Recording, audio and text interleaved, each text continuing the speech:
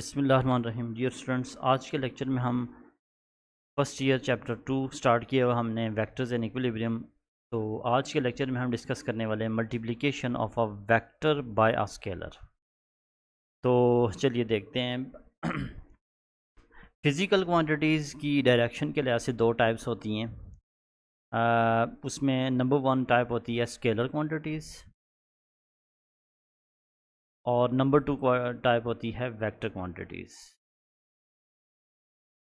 Okay, जो scalar होते हैं, अब हम डेली लाइफ में स्केलर्स को आपस में मल्टीप्लाई करते हैं। स्केलर होता है आपके पास जस्ट मैग्नीट्यूड, इस तरह के 5 × 4 विच इज़ इक्वल टू 20। ये स्केलर की मल्टीप्लिकेशन, यानी स्केलर नंबर को आप एक दूसरे स्केलर से मल्टीप्लाई करें तो हमें रिजल्ट में भी एक स्केलर क्वांटिटी मिलेगी।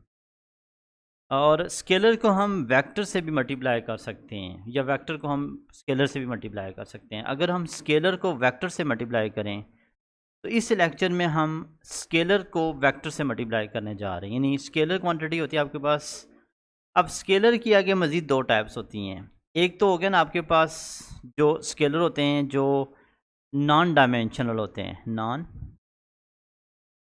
डायमेंशनल, ऐसी क्वांटिटीज़ जिनको जस्ट मैग्नीट्यूड के साथ एक्सप्लेन कर सकें, जस्ट नंबर और एक यूनिट से एक्सप्लेन करें, उनको हम स्केलर क्वांटिटीज़ कहते हैं।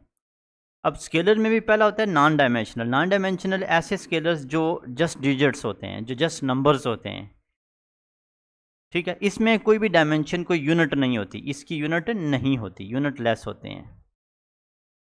अगर हम नॉन डायमेंशनल नंबर यानी स्केलर्स डिजिट्स को वेक्टर से मल्टीप्लाई करें, इसका एक अलग प्रोसेस है।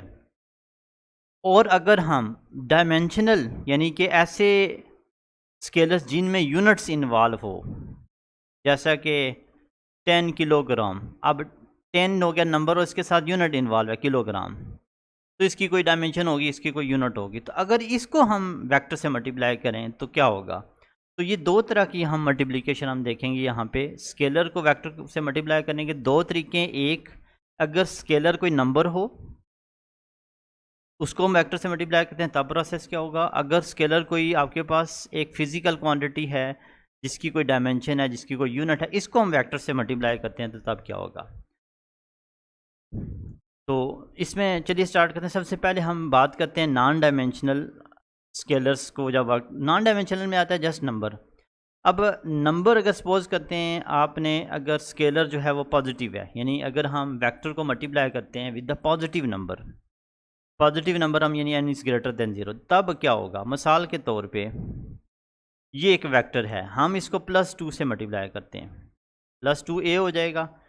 तो याद रखिएगा, जब भी किसी वेक्टर को किसी पॉजिटिव नंबर से मल्टीप्लाई करें तो मैग्नीट्यूड जस्ट बढ़ेगा, डायरेक्शन चेंज नहीं होगी। पॉजिटिव का मतलब है कि डायरेक्शन वही रहेगी, यानी इसकी डायरेक्शन a और 2a की डायरेक्शन क्या होगी? एक जैसी होगी, लेकिन मैग्नीट्यूड क्या हो गया? डबल हो गया। अगर हम बात करें +3a, तो मैग्नीट्यूड्स क्या हो जाएगा? 3 टाइम्स इंक्रीज़ हो जाएगा।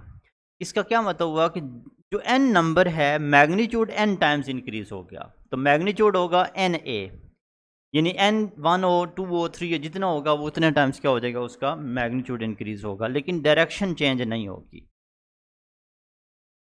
ओके, अगर हम नेगेटिव नंबर से मल्टीप्लाई करें, वेक्टर को नेगेटिव नंबर से मल्टीप्लाई करें, तब क्या होगा? नेगेटिव नंबर से मल्टीप्लाई करने से हमें, अगर एक वेक्टर a होगा, अगर उसको हम -2 से मल्टीप्लाई करें, तो अब 2 तो मैग्नीट्यूड तो डबल होगा, लेकिन नेगेटिव ये शो करता है इसकी डायरेक्शन, यानी एरो ऑपोजिट हो जाएगी। -3a जो होगा वो इस 3 गुना इससे इंक्रीज़ होगा, लेकिन उसकी डायरेक्शन क्या हो जाएगी? a से ऑपोजिट होगी। a अपवर्ड है तो -2a और -3 इसकी डायरेक्शन क्या होगी?